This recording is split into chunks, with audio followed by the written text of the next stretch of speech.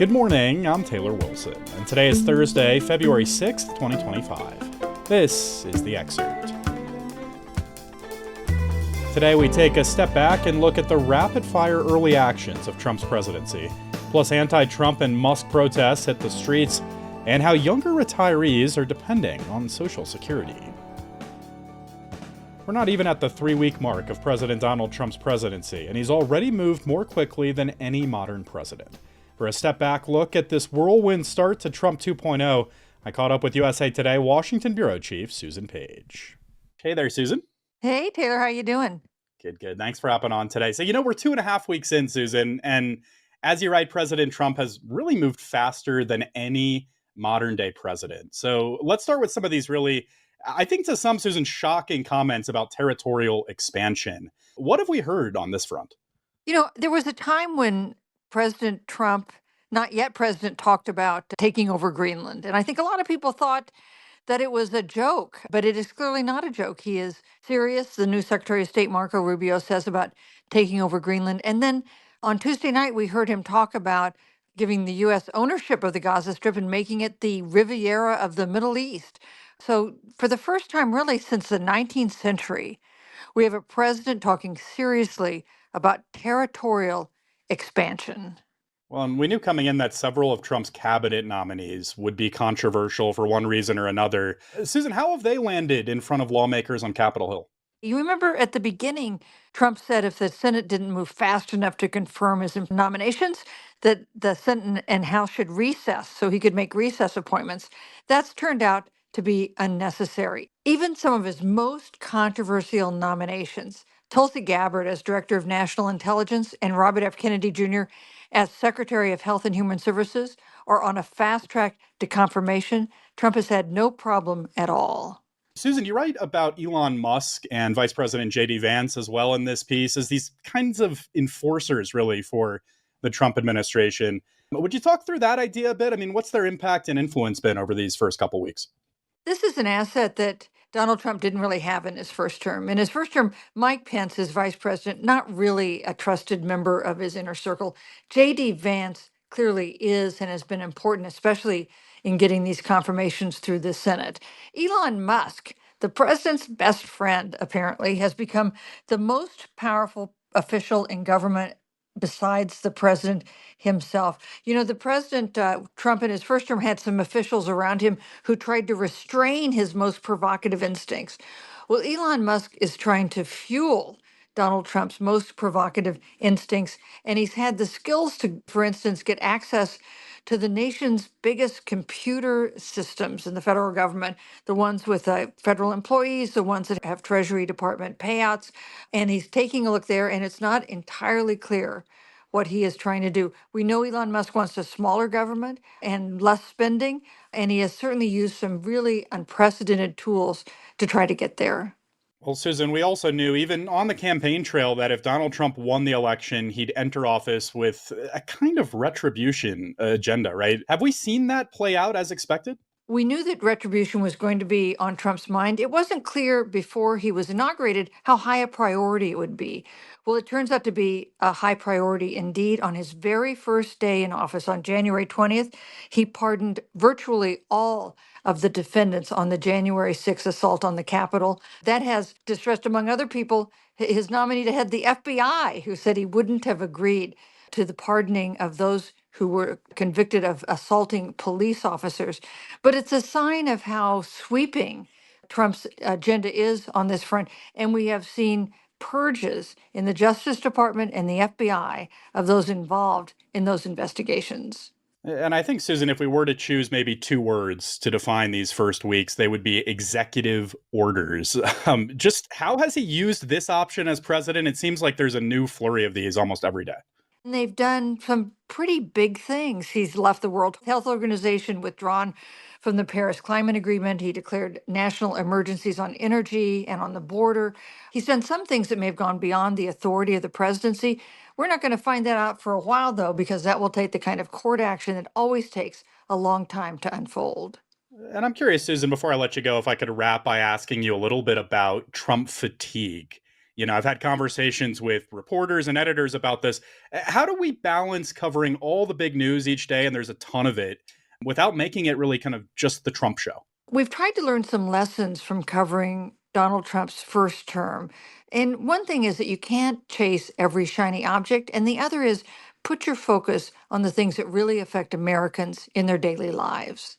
All right. Susan Page is USA Today's Washington bureau chief. Thank you, Susan. Thank you. Groups opposed to actions by the Trump administration over its first few weeks hit the streets in cities across the country yesterday for protests, days after widespread rallies and street marches against President Donald Trump's immigration policies. In Washington, there were multiple protests near the U.S. Capitol. Many also went after Elon Musk, who has been executing Trump's cost-cutting initiative to reduce the size of the U.S. government.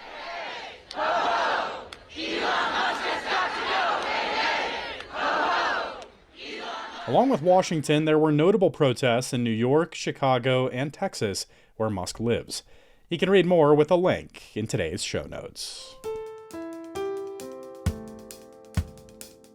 The war on women's sports is over.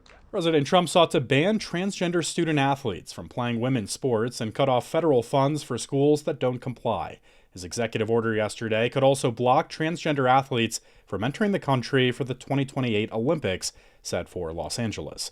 The order directs the Department of Education, which Trump wants to eliminate, to pursue enforcement actions under Title IX, the federal law prohibiting discrimination based on sex in educational institutions.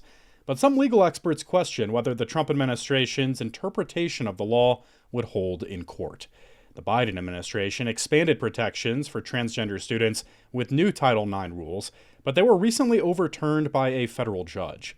Now, Trump wants to use the law to go after schools with trans-inclusive policies. Younger retirees depend mostly on Social Security.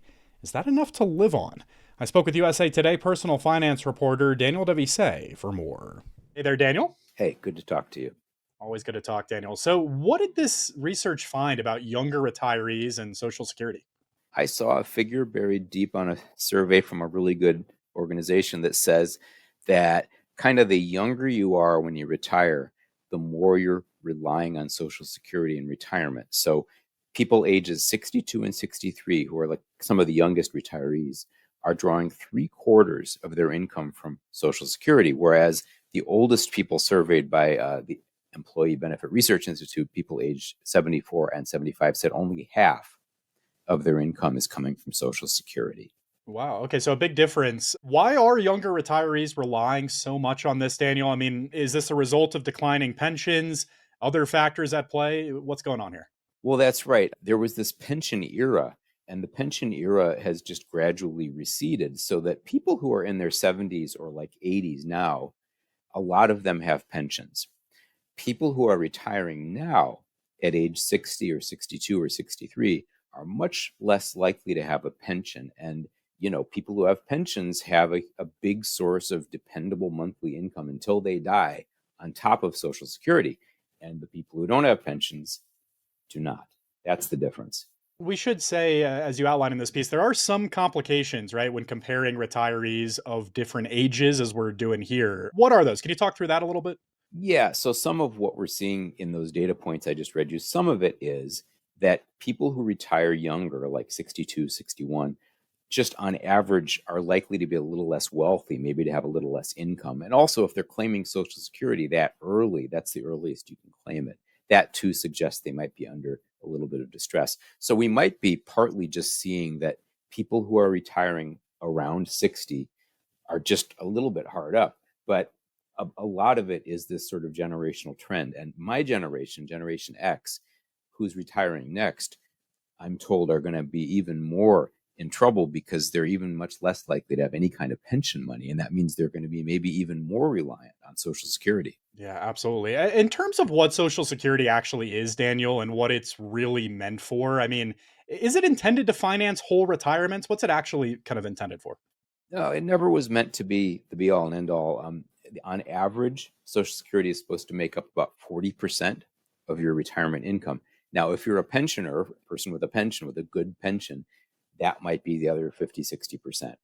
The modern sort of method is we are all supposed to be saving in these 401k IRA accounts, building up ideally hundreds of thousands of dollars in savings. And then that becomes the other like half of your income in retirement. Now you could have other plans. Maybe you have an apartment you're renting out. Maybe you're independently wealthy. Maybe you inherit money.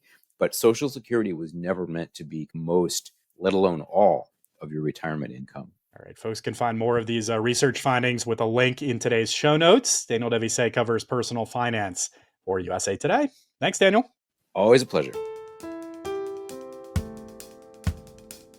New York Fashion Week kicks off today, and nearly 60 runway shows are expected.